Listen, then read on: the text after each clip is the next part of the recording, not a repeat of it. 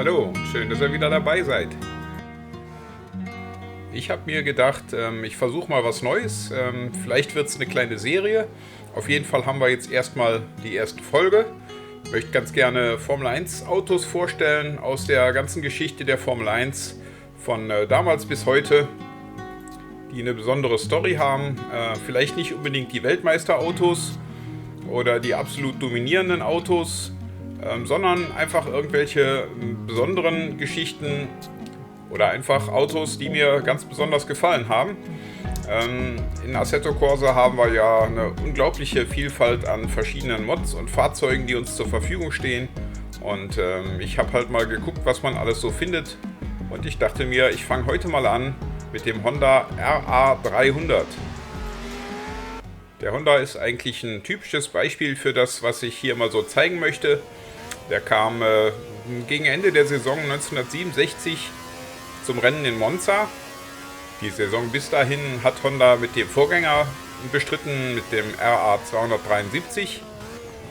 Der war zwar nicht ganz so schlecht, aber auch nicht wirklich doll überragend. Man hatte aber einen sehr guten und extrem starken 12-Zylinder-Motor mit um die 400 PS. Und um das Chassis zu bauen, hat man Eric Broadley von Lola eingekauft. Lola war also damals natürlich schon die renommierte und etablierte Rennwagenbauerfirma aus England.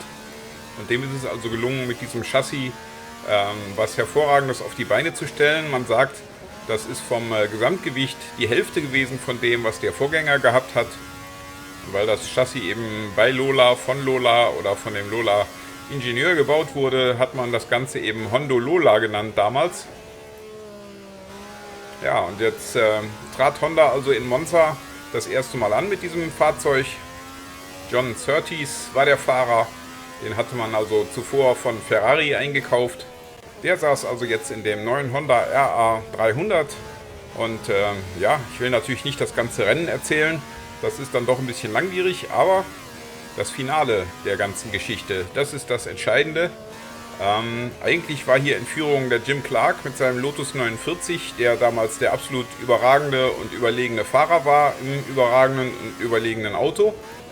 Dem ist aber auf der letzten Gerade vor der Parabolika-Kurve der Sprit ausgegangen, der Motor ist ausgegangen und er rollte irgendwann auf Platz 3 liegend, ohne Motorleistung übers Ziel, eben ohne Sprit.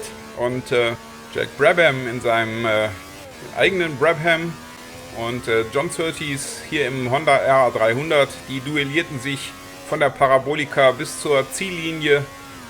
Jack Brabham ist ein bisschen weit gekommen, er war bis zu dem Zeitpunkt in Führung, weil ja Clark eben zurückgefallen ist, und quasi auf der Ziellinie hat John Surtees ihn überholt und mit einer halben Wagenlänge oder 2 Zehntelsekunden das Rennen gewonnen.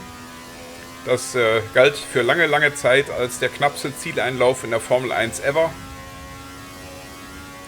Ja, und das Besondere für den Honda RA300 war also nicht nur, dass er dieses Rennen in seinem ersten Einsatz gewonnen hat, sondern es war auch das einzige Rennen, was er gewonnen hat. Und um es noch kurioser zu machen, er hat das Rennen gewonnen und hat nicht mal eine ganze Runde geführt. Also eigentlich nur die letzte, nicht ganz halbe Runde ist er vorne gewesen. Und das waren die einzigen Führungsmeter, die dieses Auto hatte. Denn man hat sich bei Honda entschieden, die letzten beiden Rennen der Saison natürlich mit dem Auto weiter zu fahren. Man fuhr einigermaßen vorne mit, aber nicht aufs Podium. Und dann hat man den Saisonstart zur Saison 1968 in Kyalami noch mit dem Auto bestritten. Und dann hat man den Nachfolger eingesetzt, den RA301, der dann also die ersten Flügel hatte. Denn im Jahr 1968 wurden die Flügel entdeckt an den Formel 1 Autos. Und deswegen ist 67 die letzte Saison eben ohne Flügelwerk, ohne Aero und übrigens auch ohne großflächige Werbung.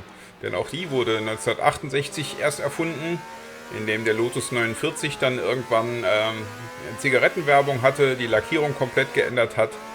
Ja, und bis dahin gab es also weder Flügel noch Werbung in der Formel 1 und deswegen gilt das Jahr 1967 für ganz viele Fans eigentlich als ein ganz besonderes Jahr.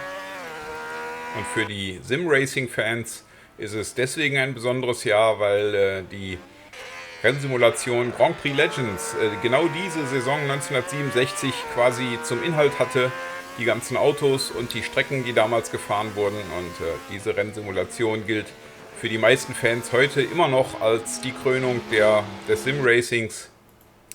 Das ist für mich genauso. Ich habe damals angefangen, Ende der 90er mit dieser Rennsimulation. Habe das einige Jahre betrieben und habe mich unheimlich gefreut, als ich herausgefunden habe, dass die Autos von 1967 hier für Assetto Corsa alle zu haben sind.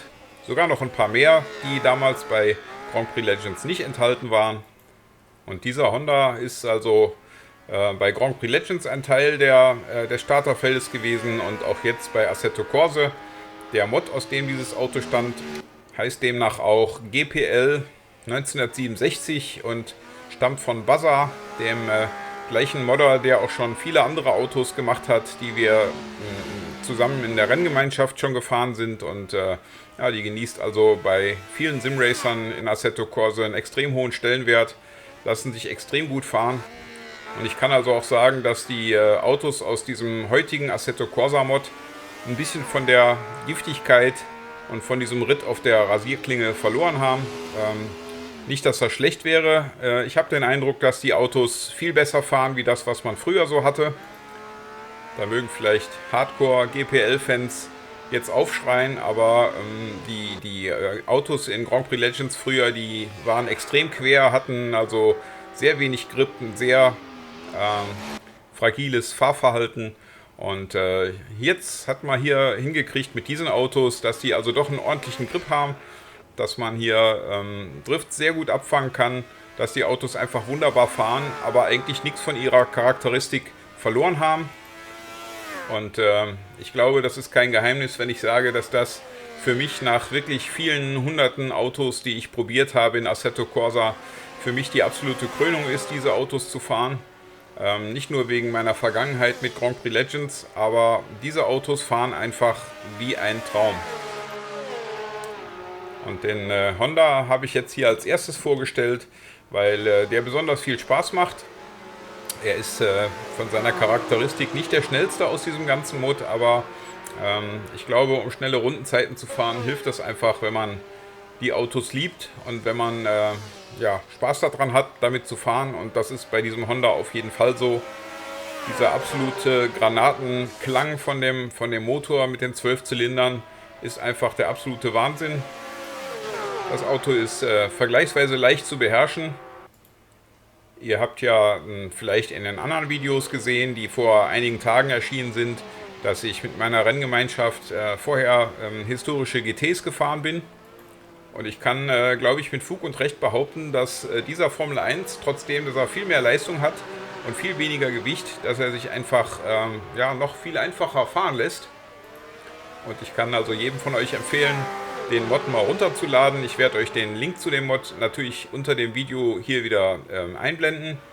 Und probiert es einfach mal aus, ladet die runter und vielleicht schreibt ihr mir ja mal in die Kommentare, wie euch die Autos gefallen, ob ihr da genauso begeistert von seid wie ich.